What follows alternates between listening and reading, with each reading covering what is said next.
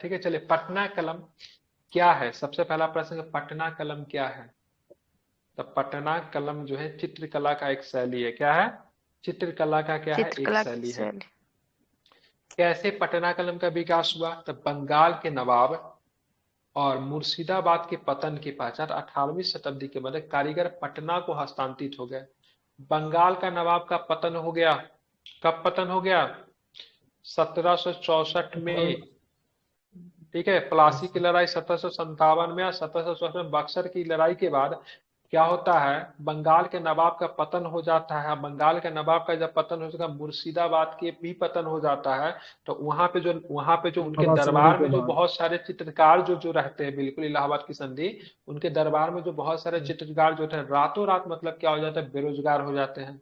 तो चित्रकार जब बेरोजगार हो जाएंगे तो इधर उधर भटकने लगते हैं।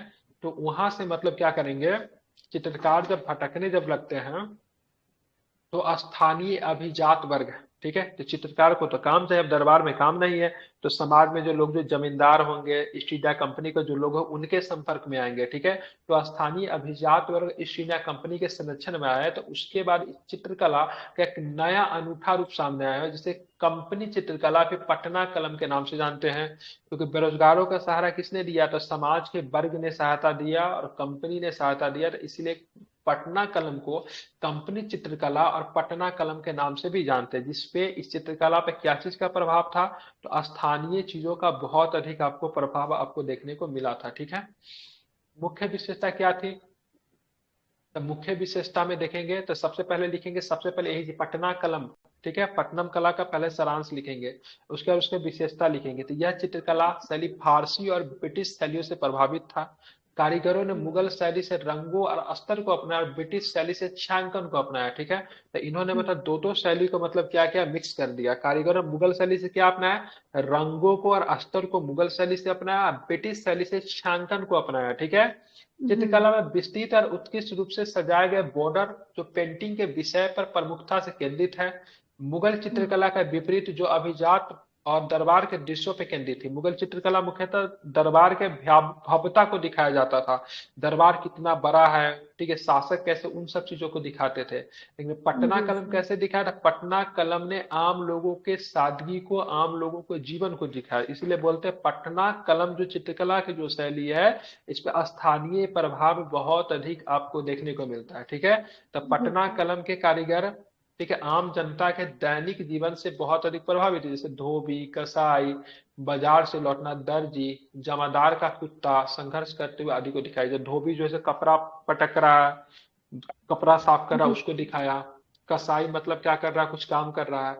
ठीक है, बाजार से कोई लोग लौट रहा है, दर्जी कपड़ा बुन रहा, इन सब चीजों को दिखाया। ठीक है, यह विषय वास्तव में फरक्का के रूप में जाने जाने वाला जातिगत व्यवसाय के रूप में सरल चित्रण को दिखाता है।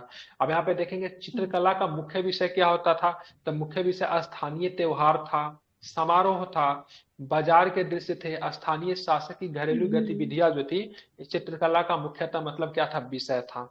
उपयोग की जाने वाली सामग्री क्या थी? कैसे बनाते थे इस चित्र को? ठीक है, तो इसमें जो सामग्री जो उपयोग की जाती थी, इसके लिए लाल जो होता था, ला ला समझते हैं, लहठी जिसे बनता है। ठीक है, जी सर। इंडिगो, इंडिगो समझते हैं, नील, नील कलर करने में, पीली मिट्टी, कोयले का उपयोग रंग बनाने के लिए किया जाता था। इन सब चीजों का प्रयोग करके क्या करते थे? चित्रकला में किया जाता था। शुरुआती दिनों में कागज का उपयोग किया गया था, लेकिन कुछ समय बाद बांस आधारित कागजी उपयोग का किए जाने लगा। बाद में यूरोप में भी कागजात का उपयोग किया गया था। ठीक है, ध्यान में रखेंगे।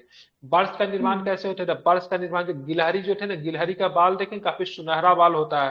तो बर्स का निर्माण जो गिलहरी के जी बाल सर। से, कबूतर के पंख से, सुअर, बकरी और भैंस के बालों से मतलब होता था इसका निर्माण, बर्स का निर्माण होता था। ठीक है, इसके अलावा चित्रकारी विभिन्न सतहों जैसे कागज, अबरक और हाथी दांत की हड्डी के सतहों पे मतलब की जाती थी। कागज पे की जाती थी, अबरक पे और हाथी दांत की हड्डी का जो सतह आदि पर की जाती थी। चित्रकला के किस तरह का, चित्रकला का मतलब प्रकार कैसा होता था? तो लघु फिराक दैनिक चित्रकला, दैनिक जीवन का चित्रण से यूरोपीय ग्राहकों का एक बड़ा ग्राहक था। मतलब इसको खरीदने वाले लोग कौन थे? ठीक है। तो खरीदने वाले लोग जो थे यूरोप। यूरोपीय ग्राहक जो थे, ठीक है, ध्यान में रखेंगे। हम्म। ठीक है, वस्तुओं का, जानवरों का चित्र मतलब मुख्यतः बनता था। विवाह त्योहार जैसे असामाजिक, हम्म। ठीक है, आयो आयोजनों का भी लघुता के साथ मतलब पूरा सामाजिक किया जाता है। जैसे आयोजन देख रहे थे। हैं, बाजार का एक चित्र को मतलब दर्शाया गया है। ठीक है।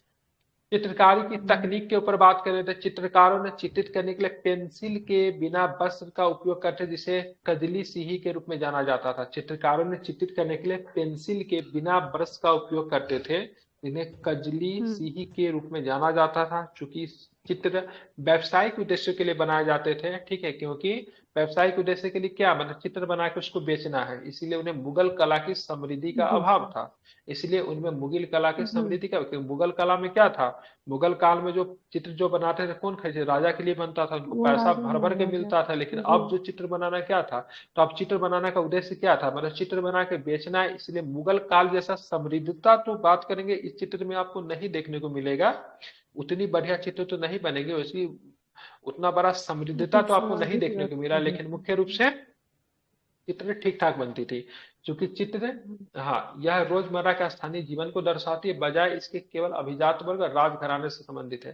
पहले जो चित्र बनता था, जो केवल अभिजात वर्ग राजघराना के चित्र को दिखाया जाता था, लेकिन पटना कलम जब बना तो इसमें अब बात करेंगे तो मुख्यतः रोजमर्रा का जीवन और आम लोगों का जनजीवन को दिखाया जाने लगा। ठीक है। बाद में हम्म। चित्रकारों ने भी चित्रकला प्रकृति को चित्रित किया, बाद में चित्रकारों ने भी चित्रकला प्रकृति को मतलब चित्र किया, प्राकृतिक वगैरह का भी चित्र जो थे बाद में बनने लगे। तो ये संक्षेप में पटना कलम के बारे में मैंने आपको बताया।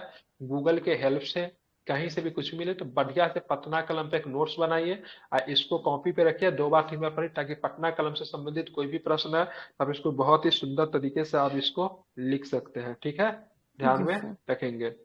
ठीक है, तो अभी मैंने कला से आपको क्या क्या चीज पे आपको बात करनी है